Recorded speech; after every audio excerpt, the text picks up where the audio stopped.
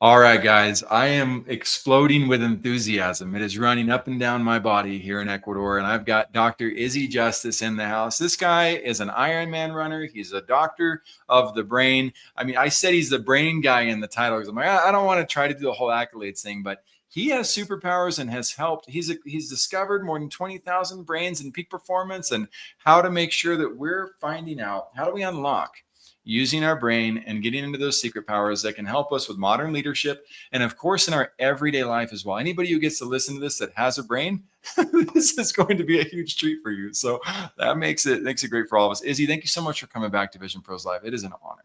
Oh, Jackson, I really enjoyed our last conversation when we just sort of met, and kindred spirits, and happy to be on this journey with you for the next hour. Oh man, thank you so much. Absolutely. And guys, last time we unlocked a major secret regarding kindness and how kindness is one of the greatest exercises for unlocking the superpowers in our brain. How cool is that? And it's not easy to do, but it was a great conversation. You can go back and watch that and see more about it. We're going to reveal some other really big secret ingredients today that are often overlooked, underappreciated, and not implemented when they could be implemented almost in every minute of the day in order to help you maximize life. And in a time and age like we're in right now, I can't think of greater value for what we could bring to visionaries and everybody else listening in. So, Dr. Izzy, do you mind qualifying for me your background? I call you the brain guy. Let's go ahead and dive into the dynamics so that people understand the what it is that you've studied and how it is you've gotten to where you are today. Yeah, great. Again, thanks for having me. So I'll try to keep, a very long journey. 6 decades I've been alive, and so there's a lot to kind of cover there. But I would say where it all started, Jackson, was just from my childhood growing up in Africa. I was one of 7 children. I was the sixth. So in the pecking order of my own family dynamics, I was way, way down. I had 3 older brothers, 2 older sisters. I had obviously mom, dad. We grew up in, I don't know exactly, but it could not have been more than 1,000 square foot home. Really, really small. Three Oh my tiny gosh. rooms, one bathroom, one commode, one tiny kitchen that my mom used to be in. I That's like shared. the size of my kitchen Yeah. that I'm in right now. The kitchen and office, and you've got how many people? Nine, seven. 9 people living in that. Oh Yeah. my gosh. And my American friends, especially the younger ones, when you're the youngest, and I'm the youngest in my family, I was a spoiled brat. I got everything. Everybody treated me like a king. But in other cultures, in other places, in their size, sometimes you're the one who doesn't get anything because everybody else already got first take on stuff. So I That's want you guys to exactly right. realize that's where Izzy would go ahead, Izzy, continue because your story, No, man, it no, crushed no. it. I was that. I mean, having 3 older brothers, I think I was 12 years old, no lie, that I got my first pair of brand new pants. Everything I had was hand-me-downs from my 3 older brothers, and my parents would never, why would they buy me something as I was growing? And as you know, being a male, our bodies change a lot, especially when we hit our teenage years. And Mm. but in any event, I think because I was so low and I didn't have a voice, and I came from a very dysfunctional family, a highly dysfunctional family. I was abused by my father physically and emotionally, almost on a daily basis. So I grew up, feeling very scared of everything, scared of life, scared of authority. I didn't understand truly what love was. I learned it from my mom, and only from my mom, who passed away. So when you ask me what my credentials are, I tell you that the most powerful credential I can give you is, that I've been searching, and I've been searching to understand this thing called the human experience. And it's been a tough journey, but many models that I explored to help me understand this human experience, they failed me. And when I say they failed me, I'm not suggesting there was something wrong with them. I'm just saying for me, it didn't work. It might have Yeah. explained a few dynamics and experiences that I had faced, but not all of them. And I struggled with any model that said we are better than others. That just never made any sense to me. And so, Absolutely. so I Tribal leadership, my friends. Look up the book, Tribal Leadership. It yeah. unlocks a secret about this. Keep going. Yeah. No, and so I got a formal education, and I was in the consulting business. I was in the human performance business. The I would say the first half of my career was focused on emotional intelligence, and I really liked it because it began to go away from anything that was biased to something more objective, like neurobiology and neurochemistry. And then really around 2015, in my opinion, our understanding of the human experience, Jackson, completely changed. Nobody talks about this, but in Mhm. my view, 2015 was a watershed year. And I don't mean exactly 2015, but thereabouts. I'm Yeah. implying that it's relatively recent. And I'm from the beginning of time to now, 2026, for me to make a claim that 2015 was a watershed moment in our understanding of the human Yeah. experience is a bold thing. So what happened? It's huge. What is it? Yeah. Exactly. And again, I was 20 some years in my professional career, and that's when I made a pivot into neuroscience. I already had a doctorate, but around 2015, we were able to wirelessly, and that's a key point, Jackson. That's a very key Mhm. point. It's an unbelievably key point. We were able to wirelessly look into the human brain in real time. Now, just think about Mm. what that can do. We've been able to look into the human brain for about 100 or so years, maybe a little bit more. But, it was in a very static environment. You had to be very still. You had to have a big helmet and a whole bunch of wires coming out of you. You had to lay down or do those kinds of things. So these were not functional. Functional means I'm trying to do something.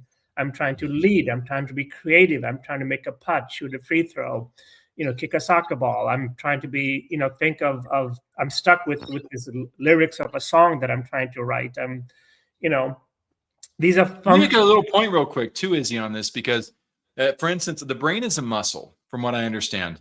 And so, if I study my muscle when I'm flexing, right, it's different and it has a different. There's so much I can learn about it than if it's stagnant and I'm not using it. And so, to your point, if we can't even see the brain and evaluate it and understand what's going on with it in those different states, because it's got to flex too, right? It's got to have something that's going on with it, but we didn't have the ability to wirelessly tap into that during a normal human activity and interaction or even extreme human activity until things were wireless. So 2015 unlocked that for us to be able to see it for the first time. Well, two things. I wouldn't qualify the brain as a muscle. Okay. Um, I would qualify it as an electrical power plant. And I know, so I was in my 30s, well into my 30s, when I, for the first time, heard that, the language of the human brain is electricity. Like somehow Mhm. I did not know that. It was left out of my education, but the language of the brain is electricity. And so the ability to look into the brain, especially in the 10 seconds, 1 minute, 5 minutes leading up to when we want to do something amazing. And by the way, when I say something amazing, Jackson, it could be as simple as I'm present with my spouse or significant other or a kid, or frankly, I'm just by myself and I want to enjoy this moment, all the way to I want to say the right thing, I want to invent something, I want to brainstorm, I want to make a free throw, I want to make a putt. So when I say the best version of ourselves, I don't mean it in the traditional sense that I've accomplished something great, something tangible. It could also be something as rewarding as, in this conversation that I'm having with my daughter, for example, I'm completely present. I see her facial Mhm. features. I can read into it. My brain is connecting what she's saying to a past memory of mine. And suddenly, voila, eureka, I'm saying something magical. And she was like, oh, Dad, that's pretty cool. I get it now.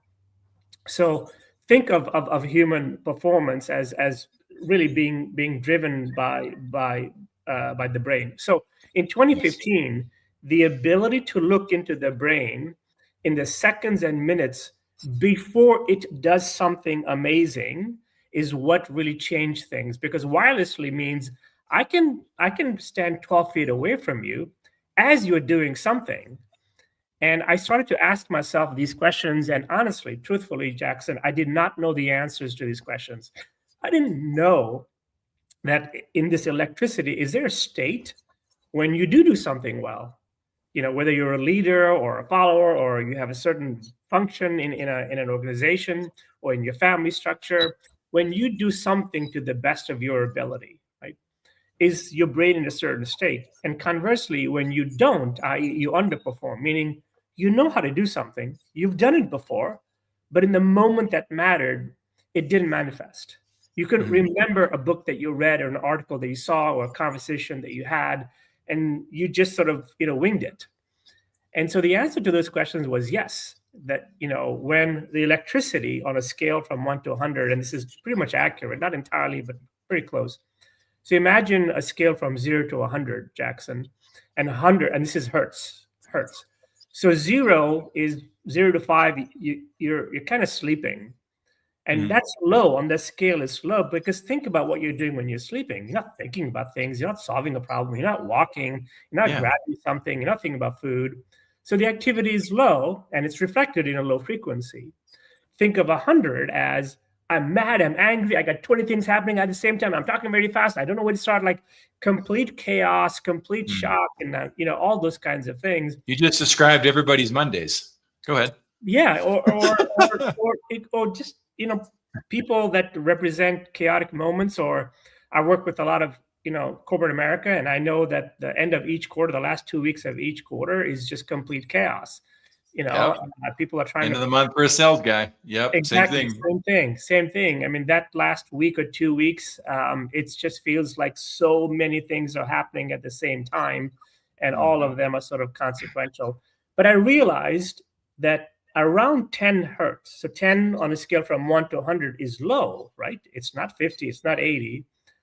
Magic happens.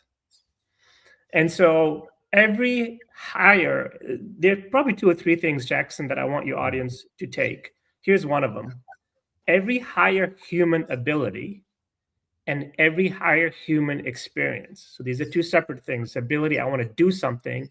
Experience, I'm experiencing something.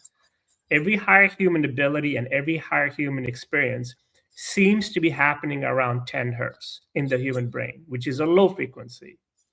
So then I started to ask myself, well, what the heck is so magical about 10? Why? And so 2 magical things happen. And so I want to shift this paradigm that I think that you have. So you've been using the phrase superpowers and magical powers. I kind of want to demystify that, because they're actually not superpowers. They're powers we have. So what is happening around 10 hertz? So 2 magical things are happening around 10 hertz. And both of those are already on us, meaning we don't have to go acquire them, buy them, have a subscription for them. Here they are. Number one, at 10 hertz, because the frequency is low. So imagine traffic on a street or a highway. When there's no traffic, that means you can go much faster. So number one, sensory input, which is always open. Our eyes see, we smell, we taste, we hear. The input from our sensories, from our 5 senses, is always there. But when there's a lot of traffic in the brain, that input is not being processed. There's competition in the brain. So when the Stoics or the mystics say, I want to be present, I want to be in this moment, think about what they're really saying. What they're really saying is that in this moment, I want to see as many things as I can see. I want to feel as many things as I can feel. I want to hear everything that this moment has. I want to taste everything in this simple one bite of food or one sip of water or whatever it is. So when sensory input is amplified, right, then we feel present. And at 10 hertz, it is amplified. In other words, it's there, it's coming in, but at 10, there's no traffic, so it's amplified. The second thing, and you talk a lot about this in your other shows, I watched some of your other shows, but we talk about confidence and being a true leader and being courageous. To me, none of those are actual things. Again, I'm a neuroscientist at this point, so you'll forgive me for that. But a thing is a nose, an ear, a gland. These are things. There's a structure to them. But confidence is not a thing. Like it's a term that it's a language, it's a word that we're using to try to describe something. Label. Yeah, but at 10 hertz, the second magical things that happen is that our access to the existing inventory, hard drive of our brain also gets increased. So when I work with professional athletes and athletes who are trying to be the best version of themselves at the moment that matters, when they say, I feel very confident, what they're really saying is that in that moment, they can access the hundreds and thousands of practice shots that they've hit, the previous games or events when they did something good, not something bad. So at 10 hertz, the access to all of the relevant memory becomes amplified too. I suddenly remember a book that I read, a conversation with my mom, with my dad, with a coach, with a friend of mine at a coffee shop 5 years ago, 5 hours ago, 10 years ago, 50 years ago. So when our brain accesses the right inventory related to the circumstance at hand, the right being inventory that helps you, that's called confidence. That's called optimism. These are the same things, right? So if I'm over a shot, just to use an athlete, and suddenly I remember, oh my gosh, I've done this before. I've done it many times. This is what my coach told me to do. Oh my gosh, a few weeks ago I had the same shot. Well, I feel like I can do it, right? Conversely, if I'm over a shot, I'm like, I'm going to miss this thing, da da da. Now, those kinds of thoughts, which are not intentional, they're happening at 80, 90 hertz. When the frequency is high, our brain sort of veers towards safety and try to protect us, make sure we don't embarrass ourselves again. We don't experience the elements of that trauma again. So this is what, I feel like we are making the human experience, both personally as well as professionally, far more complicated than it needs to be. My view is that the job of every leader should be one and only one, which is to get himself or herself and others into 10 hertz. End of story. At 10 hertz, the magic of themselves at each person will just manifest themselves. They will organically figure out the next thing to say. Compare that to, I'm going to teach you how to resolve a conflict. I'm going to teach you how to come up with a strategic plan. I'm going to teach you how to do this, that, the other. Those are good skills to have, but at the end of the day, they're at the mercy of your ability to access that training. They don't have to be, though, is what I'm gathering, is that we can provide these concepts in ways that honor the 10 hertz reality. And so I want to go back to your list of 3 and make sure I got them, because I'm selfishly using this for my own growth as well. 1, I caught that ability and experience is amplified or accessed at the 10 hertz. Number 2, I heard an idea on amplifying relevant memories. But what was number 2 specifically, so I can Sensory input is amplified.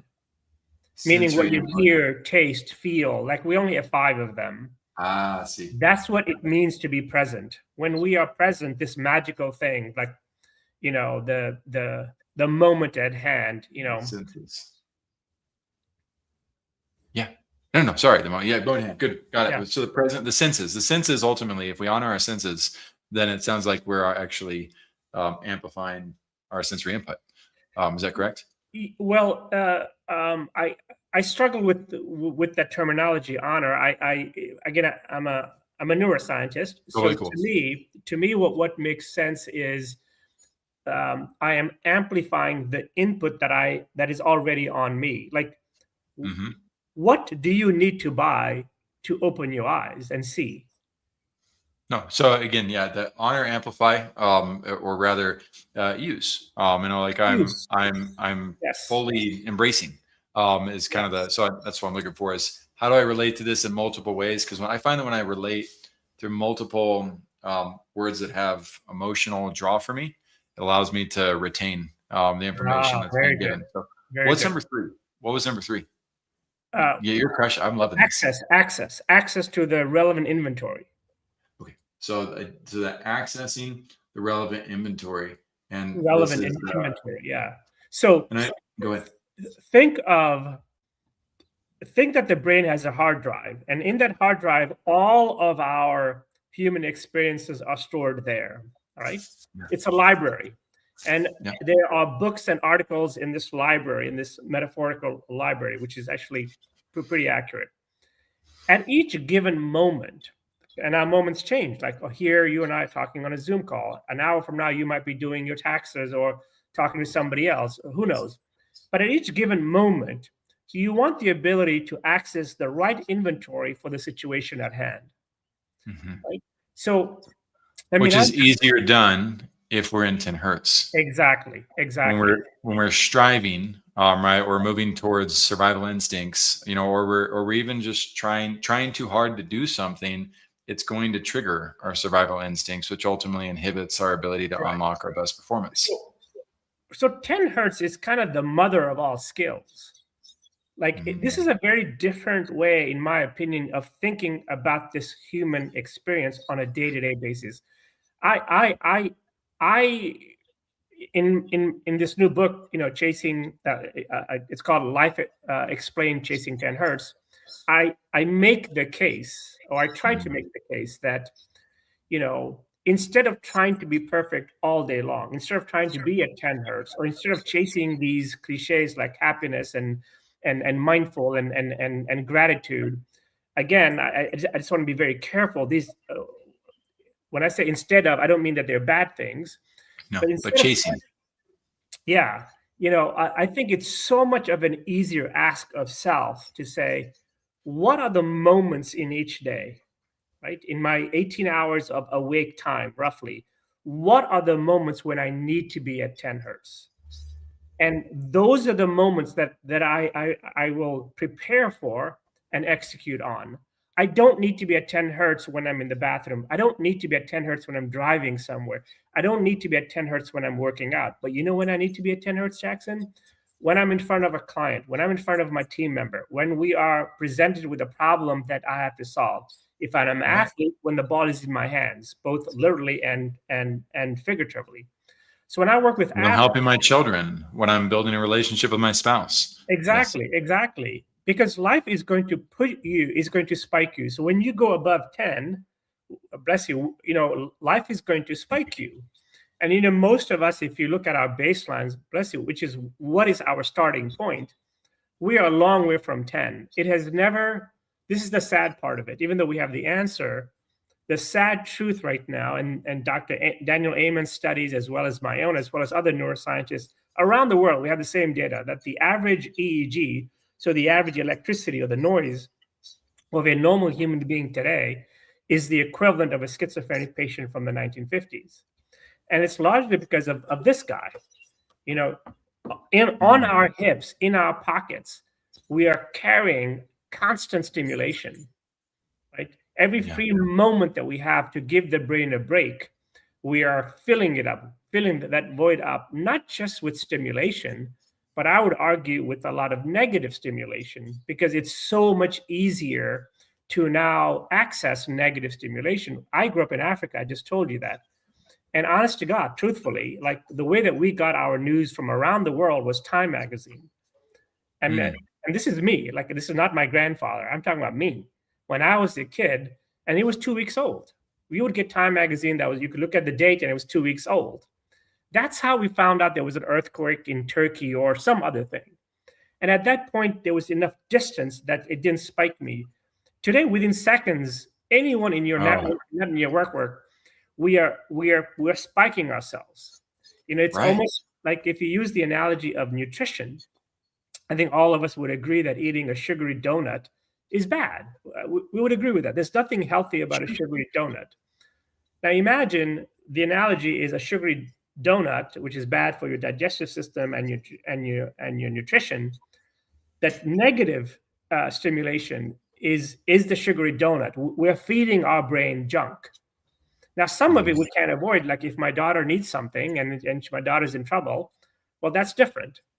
But to consume every single human being's negative stimulation in your circle is a lot like eating donuts. So Eating if a donut every minute. Me and Jim Gaffigan, we're going to enjoy our donuts, all right. But at the same yeah, time, I see what you're saying. If we're eating it every second, every day, right, and that's exactly what's happening with the cell phones. Is it's giving us that rush of like, oh crap, oh my gosh, yes, whoa, like just constantly. And these even are if we spikes. don't acknowledge, if it's like, oh, what was that one? Yeah. It's like, oh my gosh. Yeah, yeah. Yeah. So one single distraction in the human brain, just to put this into something much more practical. So let's say that you and I are talking right now, right? And let's say that my daughter just walks in and she has no idea I'm on a live show, and she walks in and she's like, Dad, Dad, how you doing?" And she looks at me and I'm like, honey, I'm on a couch. She's like, oh, Dad, I'm so sorry, and she walks out. Right, unintentional. She walks in. You know, something like that can take us somewhere around 10 to 15 minutes to recover from cognitively. So there's a true jet lag Yeah. of distraction. So Right. imagine that the human brain right now is not, imagine, this is real. We are distracting ourselves every 10 seconds. And that's on the conservative end. So now you can imagine how hard it is to get to 10 hertz, Mm. because these distractions, we call them spikes. You're going higher, Yep. and it's a spike up. So our brains are not designed to live and function in the world that we live in today. This cell phone and the fact that it's mobile and on us and giving us constant stimulation is barely a 20-year-old concept. Yep. Now before that, you could say we had cable TV. That's right, but you still had to go home to Right. watch cable TV, and you still had to It flip. didn't vibrate to remind me to turn it on. Exactly. I mean, now we have millions of cable, quote unquote, cable TV on our phone, because it's not just social media, but it could be texting, it could be like all the apps that we have. Like we were worried in the 80s and 90s when cable TV had all these channels. They're like, oh, that's bad for you. But now basically we have Mm. 100 times that carrying that. So, Right. so my, Absolutely. so my point is, to get to that magical 10 state where you can amplify your sensory input, to get to that magical 10 state where you can access the right inventory, to feel optimistic, to feel confident, to bring the best version of yourself out, has never been harder. So we need new skills and new tools to do that. In addition, we need to change the paradigm of what it means to be perfect, what it means to perform high. It's not realistic to try to be that all day, much less all week, much less all month, much less all year. That's why it is so much easier to say, what are the moments in each day? And to be Mm. proactive, look at your calendar and say, okay, oh, at 8 o'clock and at 2 o'clock, these are the two most important parts of my day. And that's where you can be proactive. But there are other moments that we have, Jackson, that just surprise us. Something just happened. I just got a random text message from my daughter that she's in a car accident. Like, okay, that just happened. So this is why, I as I was looking into those brains in those seconds and minute, I started to ask myself, what can be done, not permanently, Jackson, but temporarily get the brain to 10 Right. hertz. And Right. that's when I invented these things called neurohacks, where, and I want to do 2 or 3 of these with you to show you how quickly you can do that. We're definitely going to do that. We're going to take a little bit of break. I can't wait to dive in a little bit further about this 10 hertz thing. And my friends, there's different ways of language is, I think, one of our greatest challenges too, as human beings. But know that we've already covered most of what we promised to cover in the introduction, and in the write up. And if you don't go through that and look like, how does this correlate with where I'm at, then you're missing out. We're talking high level, and we're talking some sophisticated stuff that can be a little bit hard to relate to. And we're also doing the opposite, where Dr. Izzy's like, guys, everybody has access to this stuff already. And so what it reminds me of is Tim Duncan from the San Antonio Spurs leaning into the bank shot, into the fundamentals. He was called the big fundamental, and he did things boring. He did things differently. He knew how to operate in a way that other people took for granted. And that's really what this is also about. So as Dr. Izzy, I'll reframe how that works for me in terms of the aspect of being your best every day. A big part of the best concept isn't necessarily for me saying, well, I can only do that here or here, but redefining what best means for myself as well. So if I'm in a position where I'm going to rest, I'm going to rest to the best of my ability. And I'm not going to stress about it, because that doesn't help. If I'm going to move forward with my life, forgiveness. A lot of Christians struggle with the reality of forgiveness. They think that you have to have like vengeance involved, and then you have to like hold something against somebody for a long time. There's all these different complexities with how we end up defining things based on what society wants, society tells us to do. But for me, my ability to forgive myself, to be the best I can be, I need to unlock that quickly, harmlessly, and move right into my next moment. I don't have to wait. A lot of people say, I'll fix it tomorrow. I'll make this right tomorrow. I'll forgive them tomorrow. Why? You deprive yourself of being able to just do it and let go. And so this process of 10 hertz, I know I don't understand it fully yet. And there's a lot of opportunity to dive in deeper with it. We're going to do that right when we come back. And we're going to dive into these neuro hacks as well. I'm going to see if we hopefully have time to do it. I don't mean to go on and on, but guys, I just can't stress enough how grateful I am for this particular podcast episode, because I do think that I have some magic powers, if you will, to unlock the hertz. And why is that? Because I believe exactly what Dr. Izzy said. I say superpowers. That doesn't mean only a few people have them. I believe we all have constant superpowers within us, just like oxygen is a superpower for us. It's a superpower that all of us have access to. And some people know how to breathe through it really well and use it, and other people overcomplicate it. We'll be right back. And Dr. Izzy, we're going to go for these hacks. All right. Welcome in to Vision Pros Live with Jackson Callum. I'm your show host. We will be doing interviews for visionary entrepreneurs and guest leaders who are building fantastic visions out there.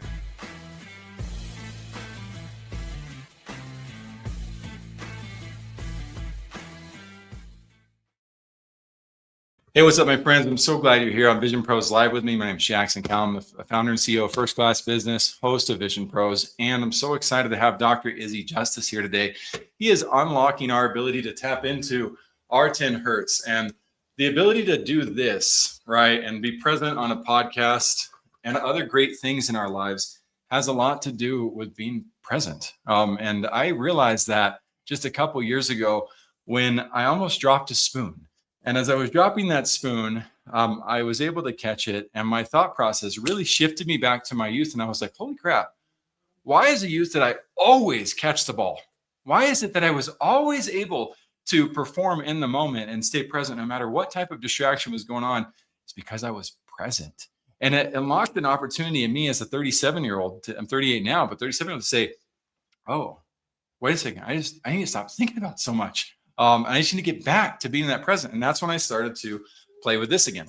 And realized like, okay, no, there's so much that we have access to. Again, Dr. E is going to help us prove this a little bit further. Before I bring him back on, I want to talk about really fast another couple of amazing opportunities for each of you. So if you're struggling with your health and your wellness and you don't know what to do about it, I highly recommend Journey to Wellness with Dr. Shannon and Dr. Justin Pierce.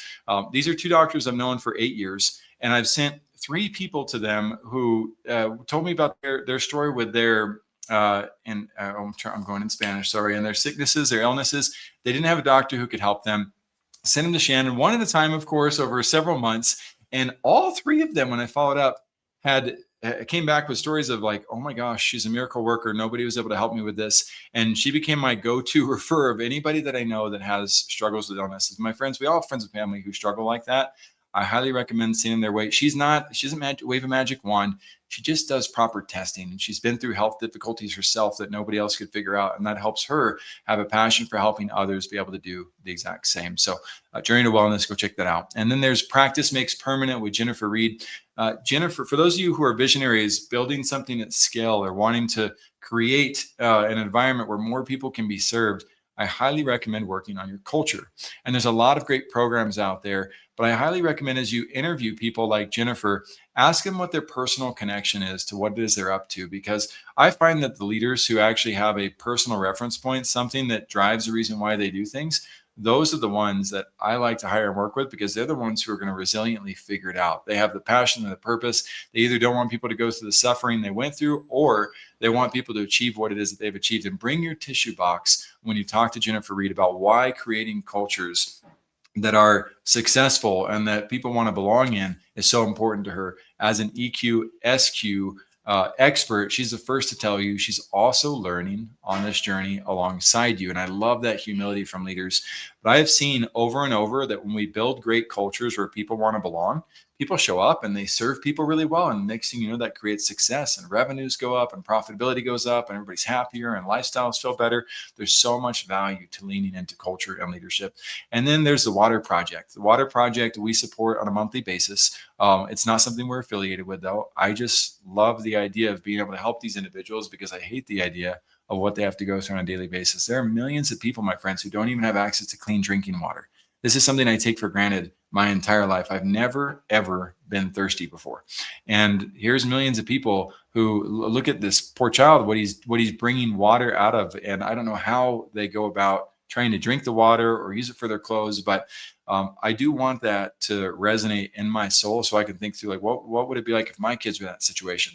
And my hope is if you don't have the money to give to the Water Project, and a lot of you don't right now, finances are tough, the world's going through tough times, just share this with a friend. Tell a friend about it. Show them the projects. Get interested in what they're doing, how they're building sand dams or borehole wells. You never know how many people you can inspire just by sharing this type of a message with people. You actually get to choose the community. And when you do, they show you the project gets fulfilled. I love that level of transparency. This next picture reminds me of my kids on Christmas Day. These kids are celebrating water like it's Christmas Day. How humbling is that? What a great opportunity. Again, we've got 8 billion people to help in this world. I hope you join me on that. We're going to go back to helping every single one of you right now. Dr. Izzy Justice, again, thanks for joining me on Vision Pros Live. Oh, good to be back again, Jackson. Yeah, man. All right, 3 hacks. And I'm going to put the ball down because I'm going to focus fully on what is it that we're going through. The neuro hacks, 10 hertz. Oh, I got one more question too. So you talked about being able to access 10 hertz maybe a couple times a day. I love your thought process on how our brain is like an electrical power plant as well, because I can correlate with the reality that in the business world, for instance, we love to bring tactics into our life and try to maximize tactics. And if I had an electrical power plant, that would be the equivalent of bringing lots of equipment into the power plant. But if I don't actually know how the power plant works, right, I don't know how to turn up the energy or turn down the energy or maintain it, then I'm not going to be able to maximize that electrical power plant. But if I start to learn not just what I can put in it, but also how to use it, how to take care of it, then I might be able to maximize this electrical power plant I have. And so you've talked about accessing 10 hertz a couple of times a day.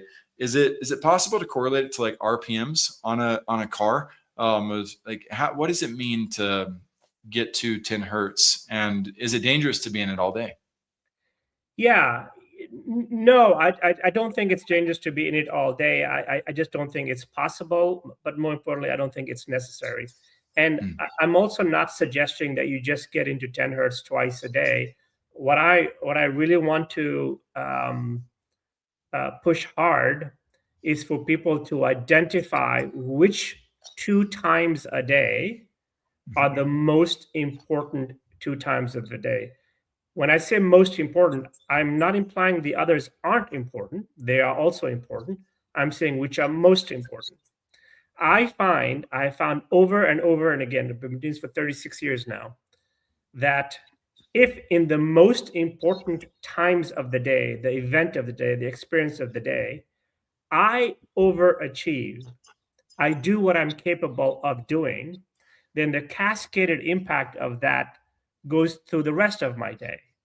I had a 2:00 meeting with a customer. I was trying to sell something. I hit it out of the park, right? Imagine you from 3:00 all the way till you go to bed. Everyone that you meet with, you're going to have a smile on. Every task that you do, food is going to taste better. You're going to notice more things. You're going to laugh more because you performed when it mattered the most. Conversely, at that same 2:00 meeting that you prepared for, you went there and you bombed. Something happened that you weren't prepared for, or you couldn't remember it. You had anxiety or those kinds of things. Now imagine 3:00 till the time you go to bed, right?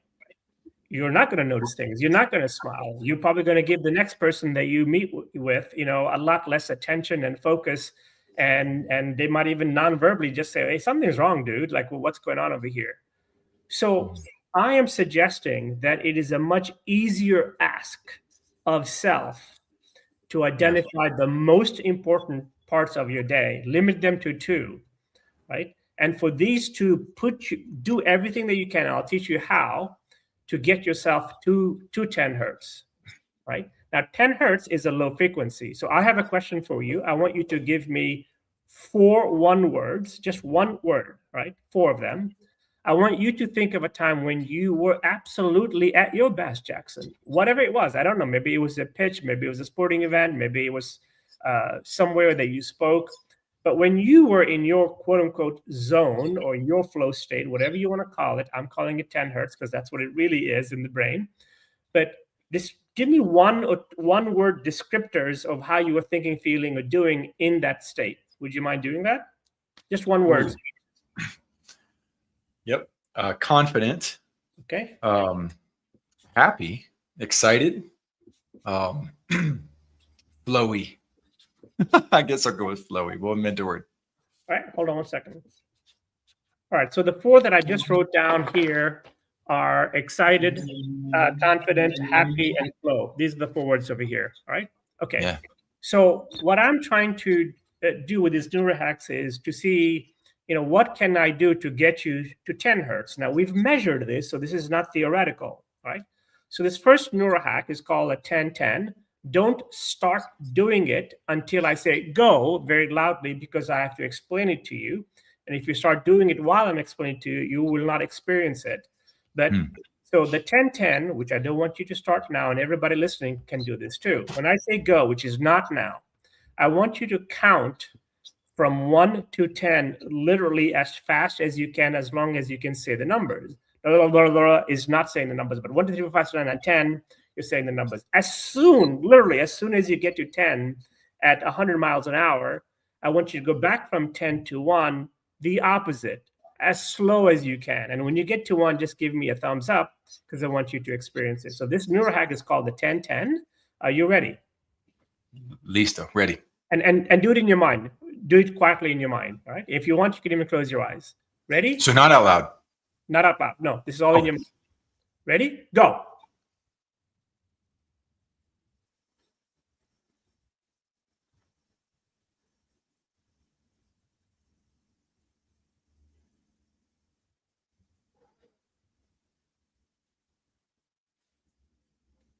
Okay. What did going from 1 to 10 feel like at that speed? Stressful. Okay. Give me 3 or 4 words that describe going from 10 back to 1, if you don't mind. Disconcerting, because I'm on a podcast. Relaxing. Intentional. Okay. I will tell you that the words that you just used, relaxing and intentional, are similar if I were measuring you, right?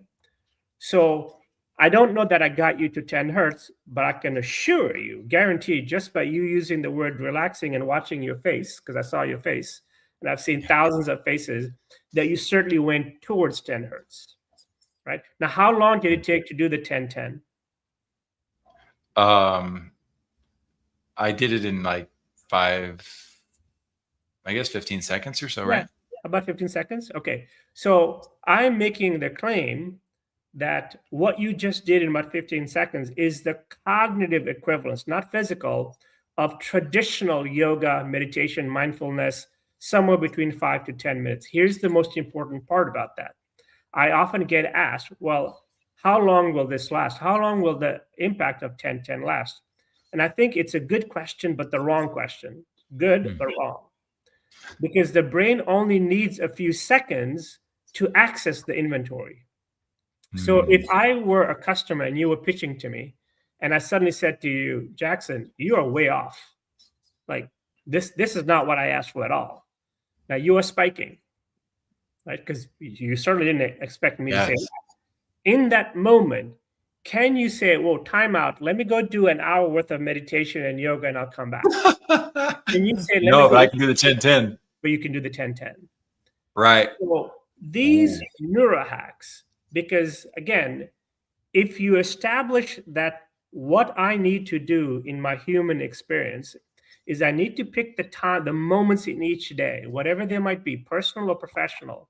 And in those moments, I want to access the best version of myself. And it only takes what I have. Now, to do the 10-10, did you need to buy something? Nope. Did you have to go to a certain location? Nope. Did you have to change your clothes? Not at all. No. So you're basically using what is already on you to Mhm. access what you already have in you. Yeah. So as you were feeling relaxed, I promise you that the options to respond to me telling you that your presentation is terrible are going to go up. It won't make the problem go away. So here's one of the most powerful lessons. I told you there were 2 or 3 nuggets here. Here's the second one. The first part of every problem or challenge that any human being will ever face, ever, is to get their brains to 10 hertz. So I am making the claim that whatever challenge any human being, a child, adult, whatever job, vocation, function, location that you have, if you're faced with a challenge, the first step of all of those challenges is get to your brain to 10, because at 10 hertz, it won't make the problem go away. It'll just give you access to more inventory. And then your step 2 will come out. Your best next tube will go come out. Now Mm. think of how simple that is. Right? It's awesome. And I'm saying in order to do that, it's 10 seconds. So let's do another one. Okay? All right. Do it. All right. So again, put your hands together like so. All right. Now don't start until I say go, just gonna have them there. So when I say go, which is not now, and just try to enjoy it, try to experience it, right? Try to get the sensor input when I say go to be there. When I say go, which is not now, I want you to take your right hand and 3 times, imagine this is a wall and the fingers on your right hand are legs. Oh, do it right now. Sorry. I want you to climb up 3 times up this wall, 3 times. And I want you to feel the pace and the sensation of the input in both hands. After 3 times, I want you to climb up the wall as slow as you can and feel the input in your hand. So 3 fast, 3 slow. Ready? And go.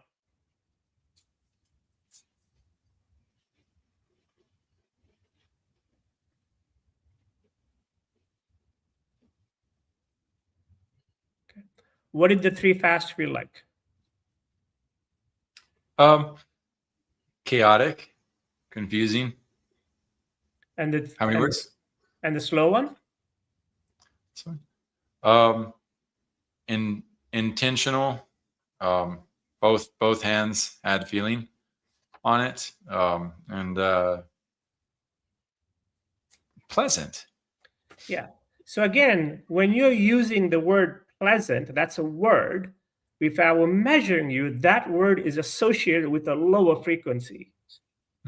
Right? Now, you only did it once. I asked you to do it 3 times, but that's okay. No, it's okay. So I wanted you to go 3 times slowly, but that's okay. You still got the effect of it. And if I had told you while you were doing it, I would have ruined it for you. But nonetheless, Yep. How long did it take you to do that? Oh, again, 15 seconds or so. All right. And how often do you have your hands on you? Always. Always. Thank goodness. Always. Exactly. Yeah, I know that was a silly joke, but the point I'm trying to make is that the tools that we need to access the supercomputer that is the human brain are already on us. You don't need to buy a special candle or a special blanket or a special whatever from someone. Right? There are a lot of, basically, when we amplify sensory, when we feed our brain sensory input, the brain loves it. It loves it because sensory input, by definition, is diagnosing, giving space to the present moment. When you were doing this with your hands, that is feedback from this second in time that you're allowing your brain to consume. And the brain loves that because it's a low frequency. The brain does not like stress. It does not like higher frequency, which is where most of us are living right now, again, because of overstimulation. Wow.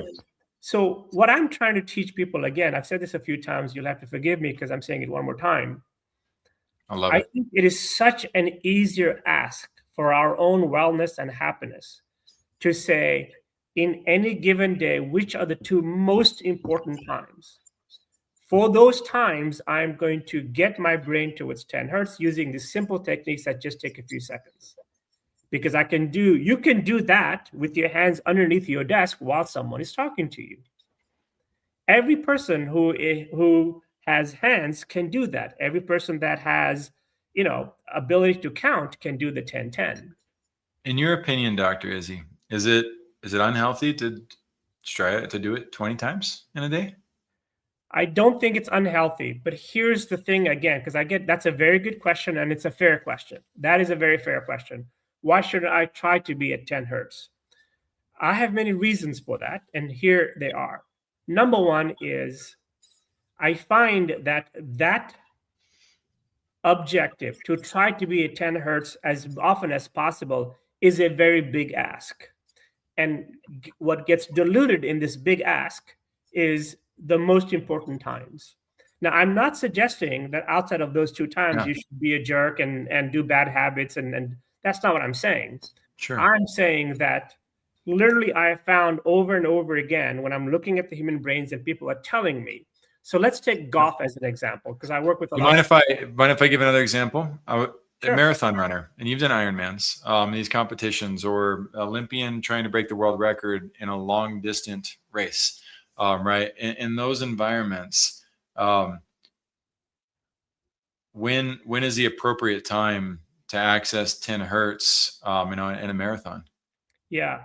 So again, I firsthand experience there. So you know, when you start a marathon, literally while you're waiting in your corral for your wave to sort of start, I found that to be one of the most negative times. My brain just saying, like, did you really pay for this, dude? Like, this is going to be a long day, An Ironman is 17 hours ish. Like, what are you doing over here? And so I find that in an Ironman, because it's an endurance event, right? It's a long time. That at any given moment, my brain is going to spike. So typically, we hit the wall at mile 18, mile 19, mile 20 in a marathon. That's why it's called the wall, and that's where it's a combination of just physical fatigue and those kinds of things. So in those moments when you feel like your brain is spiking, and at any other given moment, that's the time to do a neurohack. When I did mine, and if you look at all of my pictures, I used to wear these arm coolers, like they're these sleeves that you wear on your arm. Mhm. And I would write down the neurohacks on my sleeves. And I also would wear this. I have one on right now, and I can send some of these to you. I have a bracelet, and on my bracelets are all of these neurohacks.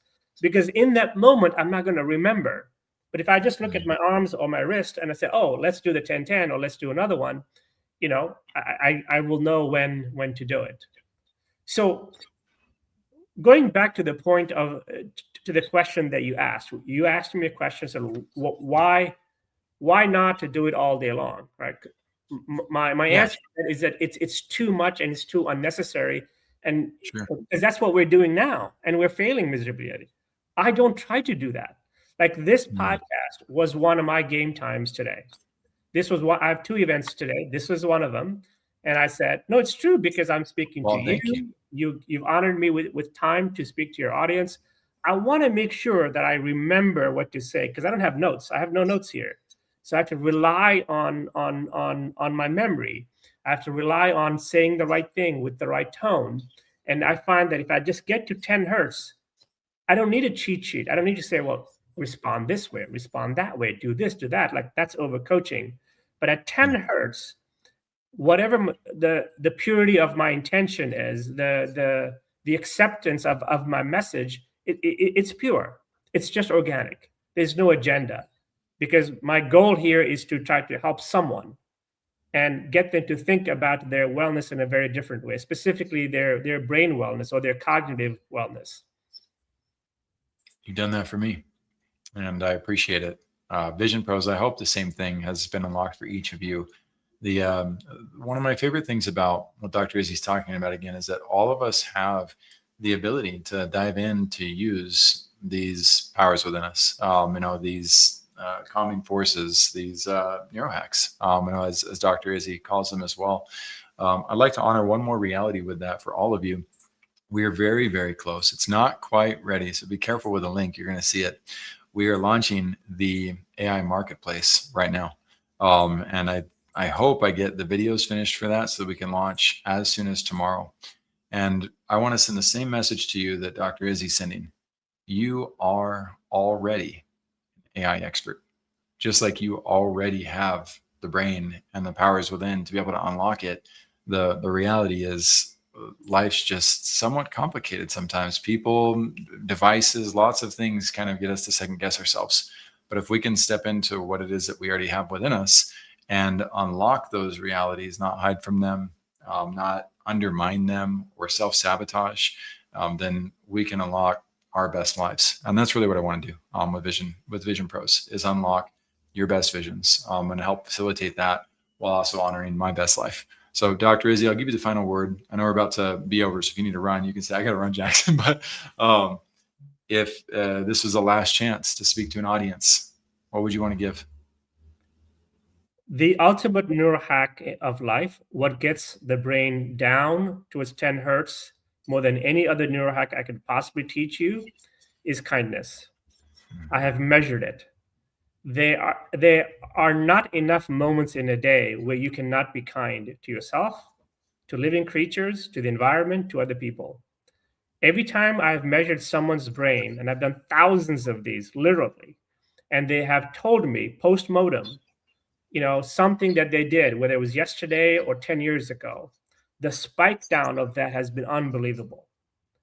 So it is in our own interest to be kind to ourselves, to the environment, and to the people around us. We think when we are kind to others that we are being kind to others, which is partly true.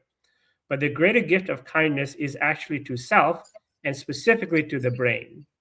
If you are kind, that memory, that engram sticks in our brain, and it's magically the frequency goes down because something good happened there. You noticed. So when you notice the opportunity to be kind, that means you're amplifying sensory input. You're amplifying your self-awareness of the proprioception of your environment or of somebody else. So kindness is the ultimate neurohack. Dr. Izzy, thank you for the kindness that you've shown to me and to our audience. Vision Pros, let's be kind. Thank you for being here today. I'm really happy that you tuned in to Vision Pros Live. I'm looking forward to seeing your reactions as these episodes continue to move forward. This is going to get more and more fun. We'll have more and more engagement as well. We'll invite people to participate in the show. And thank you for giving us your time and attention. Have an excellent time building out your vision and becoming a